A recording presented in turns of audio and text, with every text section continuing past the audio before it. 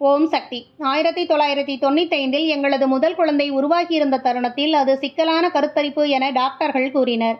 கருவில் இருந்த குழந்தையின் மூளையில் தண்ணீர் சேர்ந்திருப்பதாக கூறி கருச்சிதைவு செய்துவிட அறிவுறுத்தினார்கள். வீட்டில் இதனால் மன உளைச்சல் உருவாகியது. நான் உடனே மருவத்தூர் சென்று அருள் திரு பங்காரு அம்மா அவர்களை தரிசித்தேன். நான் கூறும் முன்பே அம்மா அவர்கள் டாக்டர்கள் என்ன சொன்னார்கள் என கேட்டார்கள். மருத்துவர் கூறியதை கூறினேன்.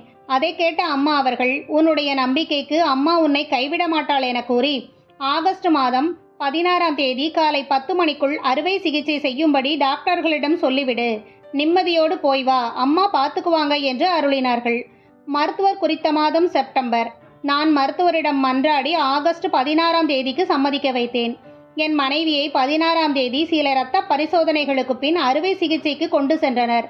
அப்பொழுதே 9:30 மணி ஆகிவிட்டது. 10 மணிக்கு முன்னால் என அம்மா கூறியதால் பரபரப்புக்கு உள்ளானேன். 10 மணிக்கு அறுவை சிகிச்சையிலிருந்து மருத்துவர் வெளியே வந்தார். அற்புதம்தான் இது, உங்கள் குழந்தை நலமாக இருக்கிறான் என்றார்.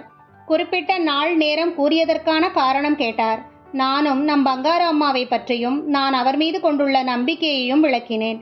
மருத்துவர் கூறினார், காலையில் செய்த பரிசோதனையின்படி கருவில் இருந்த சிசு சிதைந்து போவதற்கு அடையாளமாக இருக்கக்கூடிய மெகோனியம் கருவிலிருந்து வெளிப்பட்டது. அறுவை சிகிச்சை தாமதப்படுத்தி இருந்தால் அது அந்த உயிருக்கு இறுதியாக இருந்திருக்கக்கூடும் என்றார். நம் அவதார தெய்வம் பங்காரு அம்மா ஒரு குழந்தையின் பிறக்கும் நாளையும் நேரத்தையும் எவ்வளவு துல்லியமாக கூறி மோசமான துயரத்தை தடுத்திருக்கிறார்கள் என்று எண்ணி மிரண்டு போகிறேன்.